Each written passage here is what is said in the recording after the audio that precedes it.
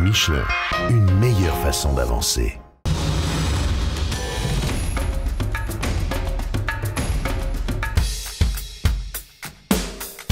Le Dakar prend de la hauteur. Pour la première fois dans l'histoire du rallye, les concurrents évoluent en spécial dans la cordillère des Andes, entre Calama au Chili et Salta en Argentine, entre 3004 et 3900 mètres d'altitude, 586 km de liaison encadrent 218 km de spécial, et les moteurs comme les organismes souffrent.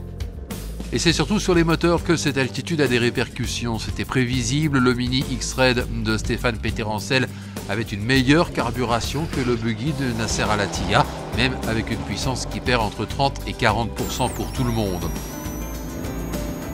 Peterencel remet donc un peu d'espace entre lui et Al-Attiyah. Il accroît son avance de 1 minute 56, soit une marge de 2 minutes 14 au général. Ça reste quand même chaud. D'autant que tous les buggy n'ont pas souffert autant que celui d'Al-Attiyah, lui-même malade d'ailleurs.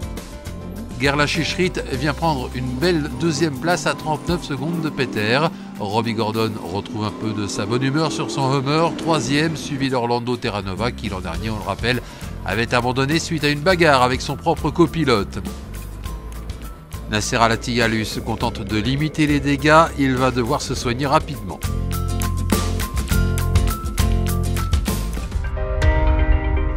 Chez les motos, c'est une première, la première victoire de Kurt Caselli, le pilote américain de 30 ans qui a remplacé Marc Coma, forfait chez KTM. Caselli remporte sa première spéciale, il n'en espérait même pas tant quand il a été convoqué en dernière minute. Il signe pourtant un temps canon sur ses 218 km de spéciale, 1h51 minutes 31 secondes. C'est le premier rookie à s'imposer dans une spéciale du Dakar depuis Ruben Faria en 2006 chez lui au Portugal. Caselli arrive avec 1 minute 23 secondes d'avance sur Chaleco Lopez et Olivier Pain, les deux autres bénéficiaires de cette journée. Lopez gagne en effet 2 places au général et devient le premier poursuivant d'Olivier Pain à 6 minutes 06 précisément. Le podium 100% français a donc vécu. Si David Casteux figure toujours en 3e position, Cyril Després a pour sa part souffert et retombe au général. C'est vrai aussi que 218 km avec une boîte de vitesse défaillante et qui refuse obstinément l'accès à la 5e, ça aide pas forcément. Coup dur pour Després, plus de 5e et 5e place donc du général à 14 minutes 07 d'Olivier Pain.